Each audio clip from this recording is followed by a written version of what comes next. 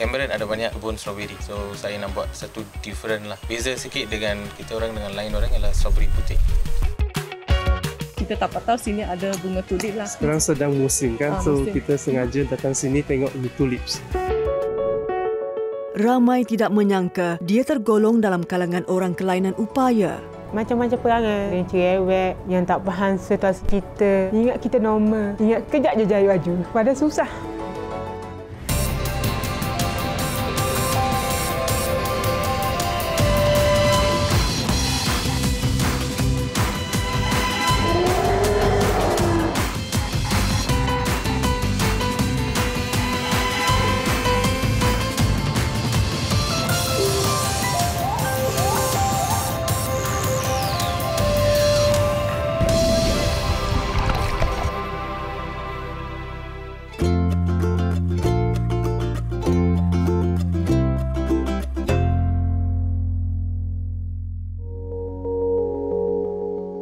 Dengan suhu 10 hingga 30 darjah Celsius dan terletak di ketinggian lebih 1,000 meter dari aras laut, Cameron Highlands antara lokasi beriklim tropika tanah tinggi yang mempunyai kepelbagaian flora dan fauna. Keunikannya ini menjadikan ia tumpuan pelancong dari dalam dan luar negara. Pada agensi yang bertanggungjawab memajukan teknologi pertanian negara ini, Institut Penyelidikan dan Kemajuan Pertanian Malaysia MARDI telah mewujudkan Taman Agroteknologi. Terletak di tanah rata, taman ini mengumpulkan kesemua tarikan Cameron Highlands di satu lokasi untuk tatapan pelancong. Mac lalu ketika musim cuti sekolah, taman ini tular dengan kewujudan bunga tulip yang biasanya hanya boleh diperolehi di negara yang mempunyai iklim 4 musim seperti Eropah. Suami tengok forum di Facebook. So kita tak tahu sini ada bunga tulip lah. Sekarang sedang musim kan, so musim. kita sengaja datang sini tengok ni tulips. Biasanya Malaysia tak ada kan. Di luar negara baru boleh nampak. So sekarang boleh tengok, rasa gembira lah. Ambil gambar sikit sebagai kenangan. Ramai rakyat Malaysia dari merata negeri telah berkunjung ke sini bagi melihat sendiri kecantikan bunga tulip. Bagi kita sebagai lelaki, biasanya bagi perempuan ni dia lebih pada teruja sebab banyak colour kan. Lepas tu nampak cantik lah kan. Dengan anak-anak pun lagi suka lah kan. Pada masa yang sama, satu lagi tarikan baharu di Cameron Highlands ialah buah strawberry putih yang juga berasal dari luar negara. Pada peringkat awal, ramai pengunjung agak sangsi untuk mencubanya kerana beranggapan ia buah strawberry merah yang tidak masak. Tetapi selepas diberi peluang merasai, kini ramai yang tercari-carinya. Contohnya, keluarga pasangan Muhammad Hushairi Hamid dan Roziah Muhammad Yusof ini. Rasa dia memang rasa strawberry, tapi dia lagi manis, lagi lembut. Dia macam luaran dia tu dia tak ada macam rasa kasar-kasar, tepi-tepi dia tu dah tak ada. Sedap lah, tak sangka lah sedap macam tu kan. Menyingkap latar belakang kedua-dua tanaman itu, tulip, tanaman berbawang lazimnya didapati di kawasan selatan Eropah, utara Afrika dan Asia dari Anatolia serta Iran dengan kepelbagaian jenis warna.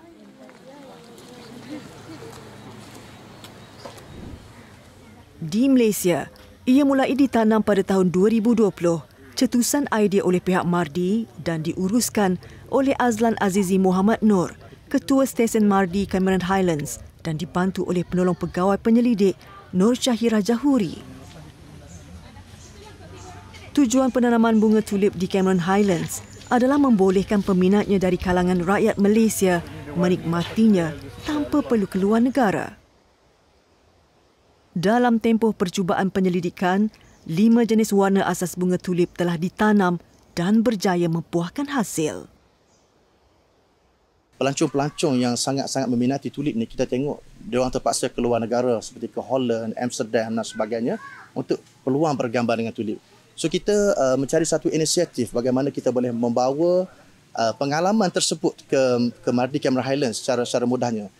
dan pelancong-pelancong ataupun pelawat daripada Malaysia tidak perlu lagi keluar negara. Mereka ada alternatif yang lain yang mana mereka boleh datang ke Cameron Highlands dan juga dapat merasai pengalaman, at least dapat melihat the real tulip yang sangat indah. Tahun ini penanamannya lebih berjaya dengan 1,500 pohon berbanding pada tahun 2020 hanya 300 pokok sahaja. Bebawang benih telah dibeli dari Holland, Netherlands yang terkenal sebagai hub bunga tulip Eropah. Setiap musim bunga, ramai pelancong mengunjungi Keukenhof di Amsterdam untuk menikmati keindahan tulip. Sebelum pada tahun 2022, kita meletakkan tanaman tulip ni di luar, di kawasan di bawah rain shelter, tetapi kita tidak meletakkan netting yang di atas. Jadi bila kita perhatikan pada season yang lepas, tulip ni dia lebih cepat matang, dia akan lebih cepat berbunga dan juga tempoh hayat tulip tu hanyalah di sekitar 2 minggu saja. Dan untuk tahun 2023, kita buat sedikit perubahan yang mana kita mengawal lagi keadaan kepanasan, suhu kepanasan. Tanaman ni kita letakkan di bawah rain shelter dan kita letak satu layer lapisan netting hitam di atas untuk mengawal kepanasan. Dan alhamdulillah kita tengok memang ada perubahan yang mana tanaman tulip pada tahun ini adalah jangka hayat dia lebih panjang. Dan kita tengok setakat ini dalam masa 3 minggu, keadaan tulip masih lagi keadaan cantik lah. Dan kita menjangkakan tulip pada tahun 2023 ini boleh bertahan selama 1 bulan. Manakala stroberi putih pula dikatakan hasil tanaman hybrid di Afrika Selatan dengan luaran berwarna putih dan berbintik merah. Di Cameron Highlands, lokasi penanaman buah hybrid itu adalah di Brincang, kebun milik keluarga Bobby Joshua Kodimani. Kebun ini bukan sahaja menanam stroberi, malah juga pusat sumber tanaman kaktus. Bobby yang asalnya bekerja sebagai jurutera perisian telah beralih ke bidang pertanian bagi meneruskan legasi keluarganya.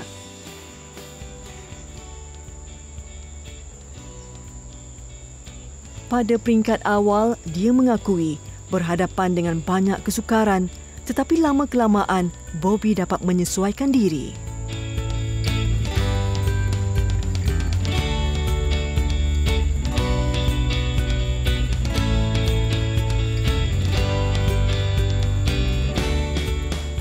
Tanaman utama kebun Bobby adalah stroberi merah. Bezanya dengan yang berwarna putih adalah luarannya berwarna merah dan berbintik kuning. Kedua-duanya mempunyai ciri pokok yang sama. Bobby biasanya membeli anak pokok stroberi merah dari luar negara dan tidak menanamnya sendiri bagi mengelakkan hasil buah yang bersaiz kecil.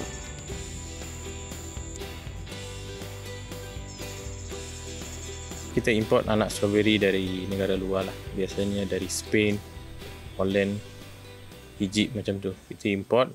So 2 minggu sebelum sampai, diorang akan inform kita. Kita akan prepare semua lah. So on the spot datang, kita tanam. Anak pokok stroberi putih ini turut dibeli dari luar negara. Nama lain untuk buah ini adalah pineberry. Albino ni saya pernah dengar 2 years ago lah. Tapi saya pernah try semai, dia tak jadi.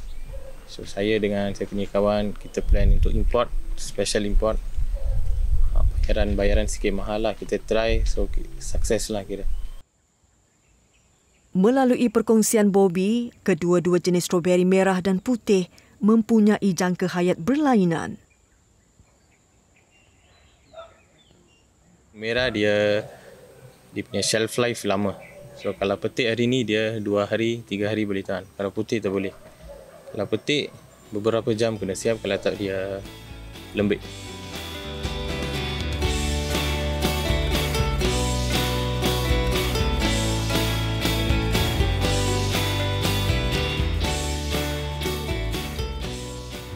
Kita memang setkan satu target untuk pameran pada bulan 3 ketika cuti sekolah. Daripada situlah kita akan adjust bila dia akan mula tunas, bila yang kita perlukan dia bertunas.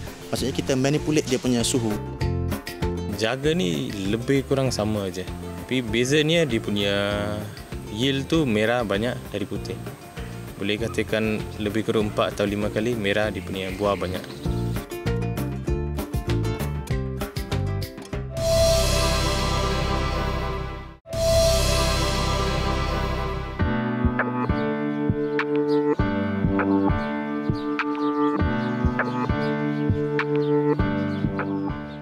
Pelbagai usaha dilakukan di Cameron Highlands bagi memperbanyakkan tarikan selain populariti ladang teh. Penanaman bunga tulip di Taman Agroteknologi Mardi, Tanah Rata adalah antaranya. Azlan Azizi Muhammad Nur adalah pelopornya bersama Nur Syahira Jahuri. Mereka telah membuat kajian mendalam terhadap bunga tulip yang memerlukan suhu sejuk untuk biak dan berkembang.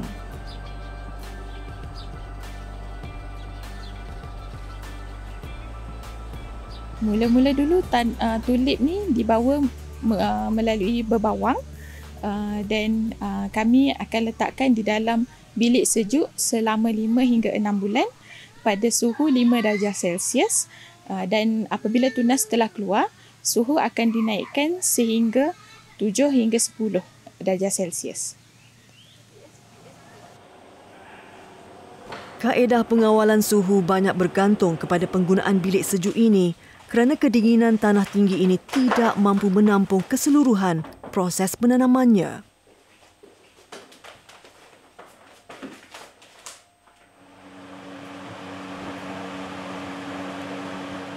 Okey, ini merupakan proses yang mana selepas fasa dormansi ataupun fasa rehat bagi berbawang tulip di dalam cool room ataupun rumah sejuk, peti sejuk, kita memindahkan ke dalam leka bol. Ini adalah untuk proses bagi tujuan penghasilan akar bagi berbawang-bawang yang telah kita lalui proses dormansi tadi.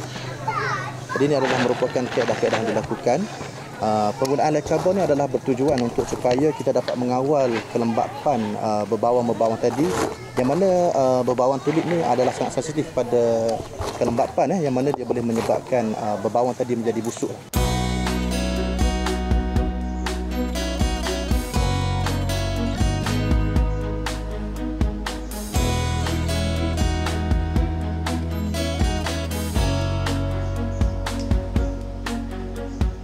Okey, untuk hari ini kita akan buat proses bagaimana untuk kita buat semaian berbawang tulip. Jadi mungkin Puan Syarah boleh ceritakan dulu apa bahan-bahan yang kita akan gunakan untuk hari ini. Yang ni adalah sphagnum moss ataupun lumut sphagnum. Yang ni adalah kokopit ataupun sabut kelapa. Tapi yang ni kita telah basahkan dengan air. Yang ni adalah tanah biasa ataupun topsoil. Dan juga kita ada pasir di sini. Semua bahan dicampur sekali dan dimasukkan ke dalam bekas dengan pasir berada di lapisan paling bawah. Dan kemudian selepas pengeluaran akar, kami akan pindahkan tanaman ke dalam rumah hijau selama 2 minggu untuk proses pengerasan, di mana di situ akan ada pengeluaran daun dan juga kuduk bunga.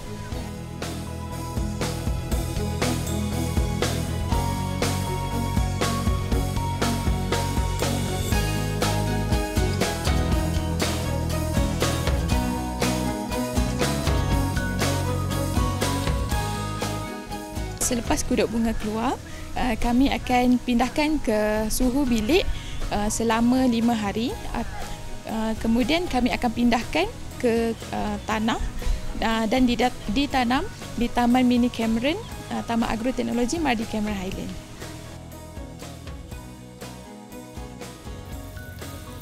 Hasil kegigihan penyelidikan pihak Mardi, mereka berjaya mengubah suai waktu penanaman bunga tulip di Malaysia.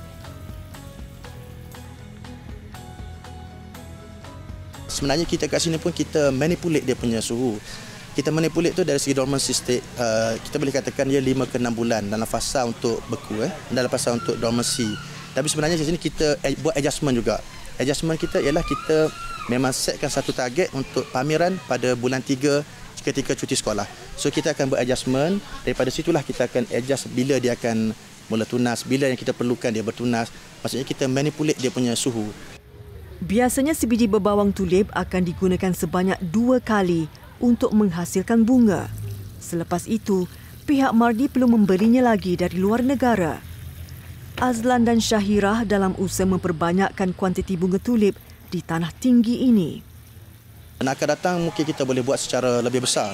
Dan dalam usaha itu, Mardi pun sedang dalam usaha untuk menghasilkan tulip secara tissue culture. Ini antara usaha yang sedang dihasilkan oleh pihak Mardi lah. Dan seandainya kita berjaya hasilkan secara tissue culture, tidak mustahil untuk kita menghasilkan laman tulip secara besar-besaran di Cameron Highlands. Ke bawah Duli Yang Maha Mulia Seri Paduka Baginda Raja Permaisuri Agong Tuanku Hajah Azizah Abinah Maimunah Iskandariah binti almarhum Al-Mutawakkil Allah Sultan Iskandar Al-Haj juga telah turut mencemar Duli mengunjungi laman tulip ini. Sementara itu di kebun milik keluarga Bobby Joshua Kodimani, anak jati Cameron Highlands ini menyatakan proses penjagaan pokok stroberi merah dan putih adalah berbeza.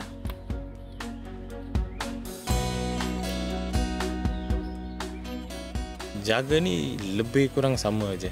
Lebih kurang cuma dia punya baja dekat putih tu kena jaga sikit. Kalau lebih baja dia punya daun boleh terbakar. Tapi bezanya dia punya yield tu merah banyak dari putih. Boleh katakan lebih kurang 4 atau 5 kali merah dia punya buah banyak. Cabarannya pula adalah ia mempunyai serangan serangga yang boleh menyebabkan tumbesarannya terbantut, terutama pada musim panas.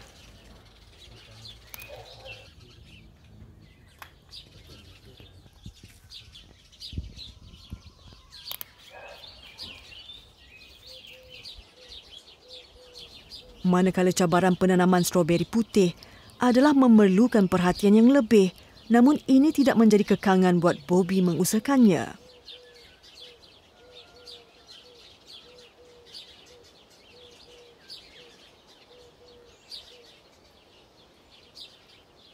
Cameron ada banyak kebun stroberi. So saya nak buat satu different lah. So yang putih ni buat something different for the customer. Sebab strawberry common dekat Cameron sekarang. So yang beza sikit dengan kita orang dengan lain orang adalah strawberry putih. Apabila kedua-dua jenis strawberry di kebun Bobby mengeluarkan buah, pengunjung berpeluang memetik dan membelinya. Namun hanya strawberry merah kerana buah jenis putih sangat sensitif. Kalau saya cerita yang merah, so dari bunga 4 hari dia dah berbuah. Dari bunga 4 hari dia berbuah. Lepas tu simpan tu kalau kita petik, kita simpan boleh simpan 2 atau 3 hari lah. Tapi kalau saya tak simpan. Saya harvest hari-hari. Putih dia susah sikit, saya angkat 3 hari sekali ke 2 hari sekali.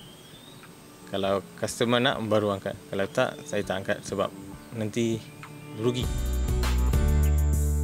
Yang pasti, sesiapa yang berkunjung ke sini akan mengambil kesempatan menikmati dua jenis warna dan rasa yang berbeza ini.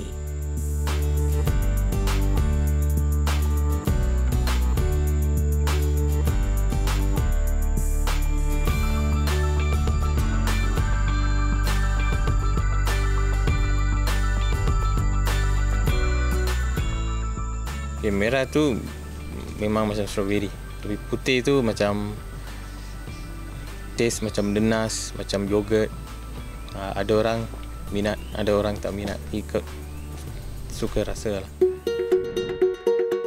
Penanaman bunga tulip di Cameron Highlands membawa satu inovasi baru dalam bidang pertanian Malaysia. Penanaman strawberry putih pula mencerminkan kreativiti rakyat Malaysia dalam memacu ekonomi setempat. Inovasi pertanian seumpama ini amat pesat di negara jiran, terutama Thailand. Hanya komitmen yang tinggi pengusaha pertanian disokong oleh agensi kerajaan akan membolehkan pertanian untuk kekal sebagai perniagaan yang menguntungkan.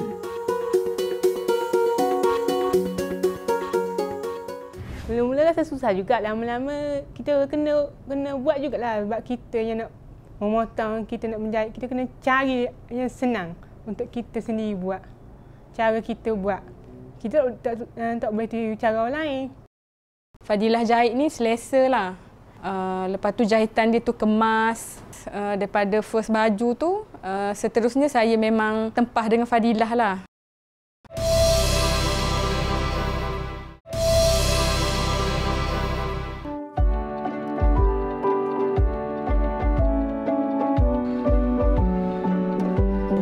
Saya cuba mengubah hidup saya. Saya ingin membuktikan bahawa saya mampu melakukan macam mana orang normal boleh buat, saya pun boleh buat juga.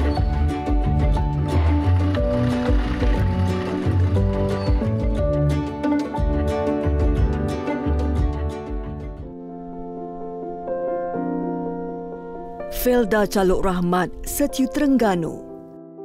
Tanah kelahiran seorang wanita yang berjiwa kental.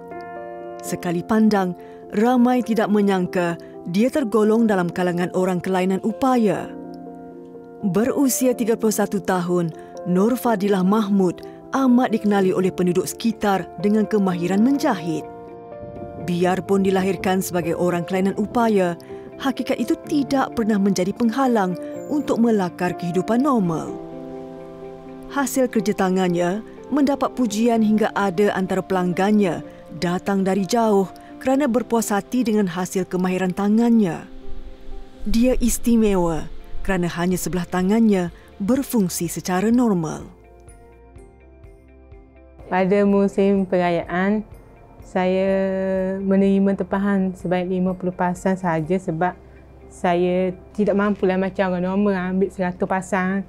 Saya mampu hanya 50% sahaja. Fadilah berkemahiran dalam menjahit pakaian lelaki dan wanita. Antaranya baju kurung moden, kebaya, jubah, malah persalinan pengantin. Bagi pakaian lelaki pula, Fadilah mampu menjahit baju Melayu, baju kemeja dan juga seluar serta pakaian kanak-kanak.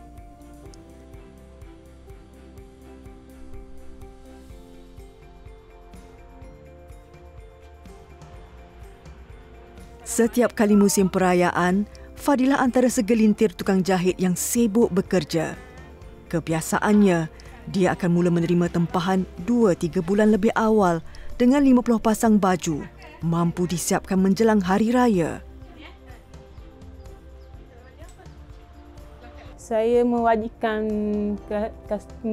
pelanggan saya membawa baju contoh ukuran. Kalau diorang tak bawa, saya tak terima. Saya cakaplah saya tak boleh. Saya tahu dengan diorang membawa baju contoh, yang memudahkan lagi proses pemotongan baju pelanggan.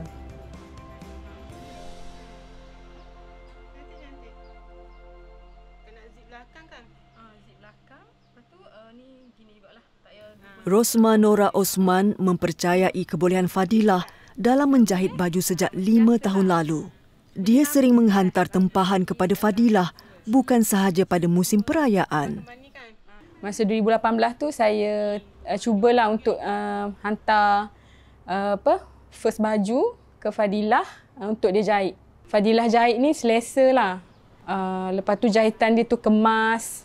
Daripada first baju tu, seterusnya saya memang tempah dengan Fadilah lah. Untuk hari raya ke, untuk baju hari yang kerja. Majlis perkahwinan pun saya tempah dengan Fadilah. Kalau tempah dengan Fadilah, saya memang bawa baju siap-siap lah. Baju yang saya pakai, mana-mana yang selesa dengan saya akan bawa baju tu untuk untuk memang Fadilah akan ikut baju tu. Ikut ukuran baju itulah. Kemahiran tidak diperolehi dalam waktu yang singkat. Seperti tukang jahit lain, pada peringkat awal, Fadilah sukar mencapai kesempurnaan dari segi ukuran dan jahitan. Dia mengakui kekang bekerja dengan sebelah tangan. Namun ada kualiti kental pada wanita ini. Setiap kesilapan diperbaiki, setiap teguran diterima dengan senang hati. Selang masa, hasil kerja tangannya menerima pengiktirafan pelanggan.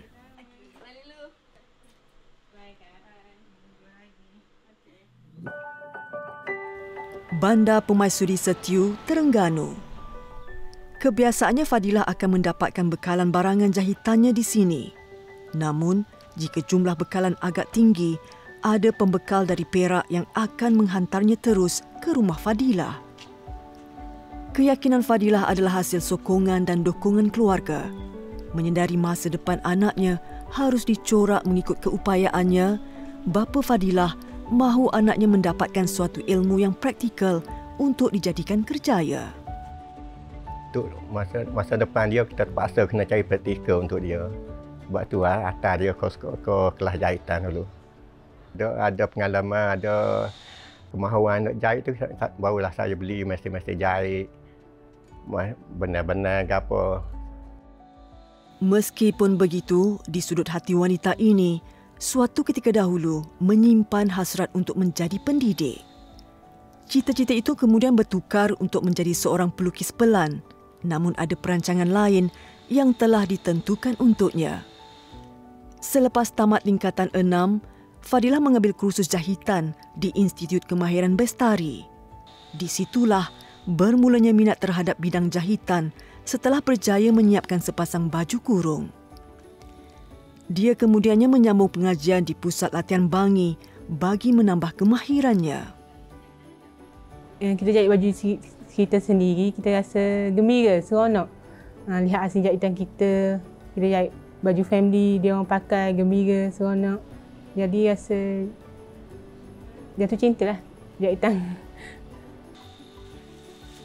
Wanita yang tidak lekang dengan senyuman ini bersyukur dikurniakan kemahiran menjahit yang menjadi punca pendapatannya hampir 6 tahun.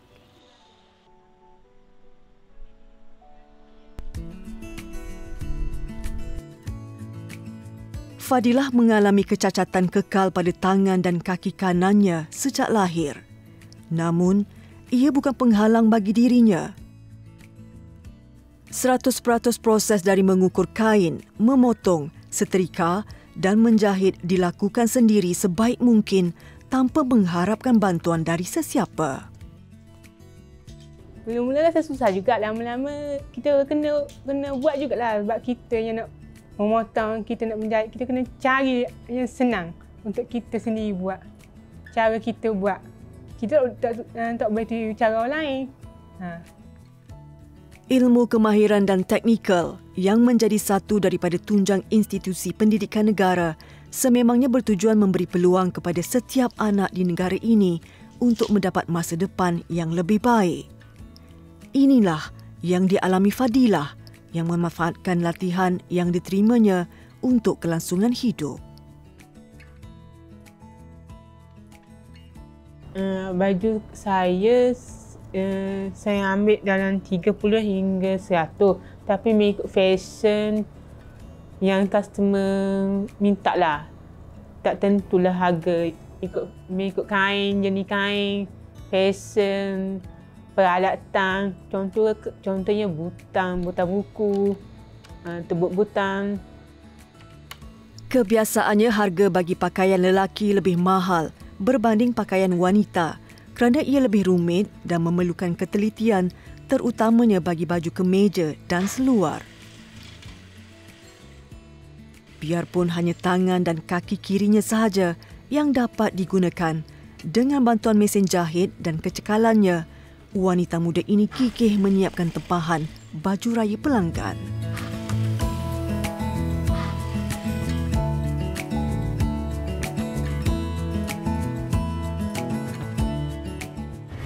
Kalau kerja-kerja harian memang 100% saya sendiri, tak ada bantuan siapa-siapa. Dari membasuh ke, menjemur ke, menyapu ke, melipat pakaian ke, memang 100% saya, tak ada bantuan siapa-siapa. Cakap dia kita kena berusaha lah untuk meyakinkan orang. Lagi kita kena usaha untuk kita sendiri untuk hidup. Kita tak perlu bergantung dengan orang semua. Keluarga, ayah pun sama lah, tak perlu bergantung semua sekali.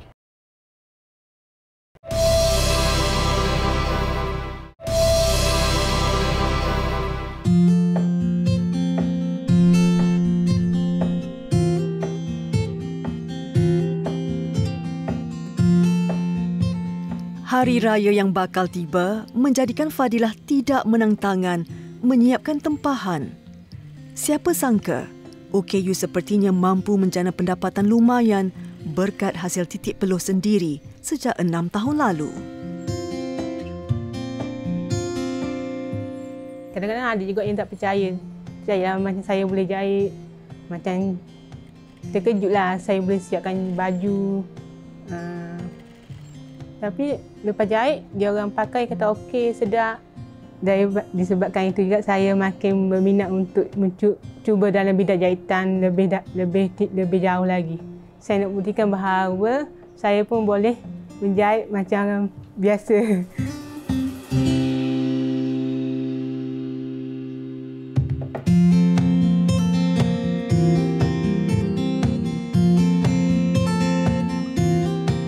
Setiap jenis cabang perniagaan tetap ada turun naik dan cabaran yang harus ditempuhi. Fadilah turut tidak terkecuali. Selain kos barangan jahitan yang meningkat, dia mengakui kerenah pelanggan antara cabaran terbesar yang perlu dihadapi. Ada pelanggan yang membuat tempahan lebih awal, namun bahan untuk dijahit hanya dihantar seminggu sebelum hari raya. Pelanggan lah, ada yang macam-macam pelanggan kan, ada yang cerewet, yang tak faham situasi kita, yang tak faham masa kita, yang tak ingat kita normal, ingat sekejap je jahit baju. Padahal susah.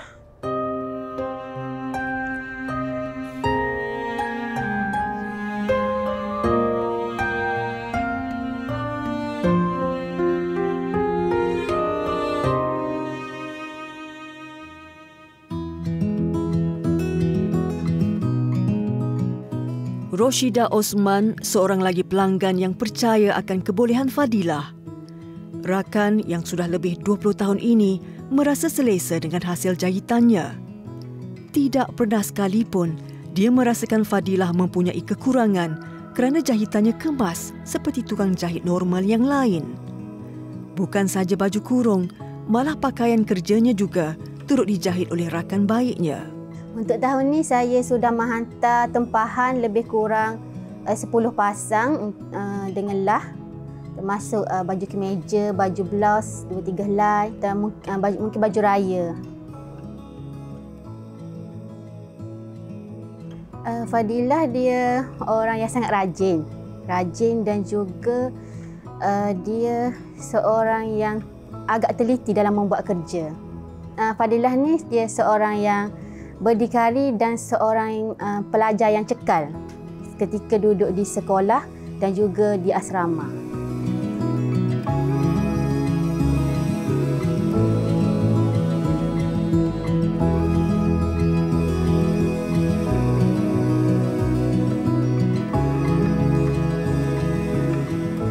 Selain menjahit, rutin harian Fadilah pada bulan Ramadan sama seperti orang lain. Anak kelima dari 7 beradik ini turut turun ke dapur membantu mana yang perlu. Kalau kerja-kerja harian memang 100% saya sendiri, tak ada bantuan siapa-siapa. Dari membasuh ke, menjemur ke, menyapu ke, melipat pakaian ke, memang 100% saya, tak ada bantuan siapa-siapa. Keluarga. Fadilah beruntung mempunyai keluarga yang banyak memberi semangat dan dorongan untuk dia terus maju ke hadapan dan tidak membandingkan dirinya dengan orang lain. Cakap dia kita kena buat usaha lah untuk meyakinkan orang. Lagi kita kena usaha untuk kita sendiri untuk hidup. Kita tak perlu bergantung dengan orang semua. Keluarga, ayah, mak pun sama lah. Tak perlu bergantung semua sekali. Mungkin kalau sehat-sehat belakang ni boleh lah. Lepas tu mungkin orang tempat kita gantungkan. Kalau lama dia letih ke apa, tu cuba untuk beri semangat dia, cuba untuk dia berdikari lah.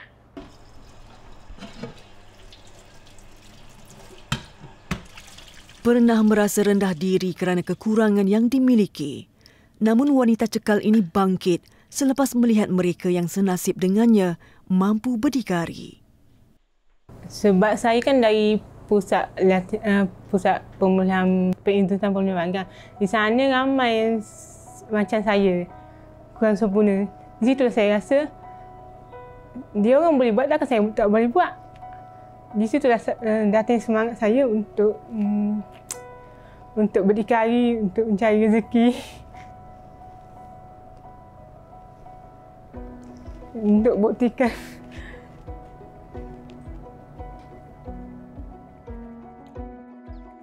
Saya cuba mengubah hidup saya. Saya ingin membuktikan bahawa saya mampu melakukan macam mana orang normal boleh buat, saya pun boleh buat juga. Saya buktikan kepada kawan saya yang senasib dengan saya pun untuk bangkit ke depan bersama dengan orang lain. Bak kata pepatah, hendak seribu daya, tak hendak seribu dalih. Berpegang kepada pepatah Melayu ini, Fadilah Mahmud tidak pernah menjadikan kecacatan alasan untuk berdikari dan menyara keluarga. Ketika ramai pula yang normal namun mengharapkan bantuan di luar sana, dia selesa menjadi tukang jahit dan menjana pendapatan sendiri. Impian besarnya menjadi seorang pereker fashion satu hari nanti tidak mustahil terlaksana hasil kecekalan dan usaha gigihnya tanpa mengenal erti penat lelah atau jemu.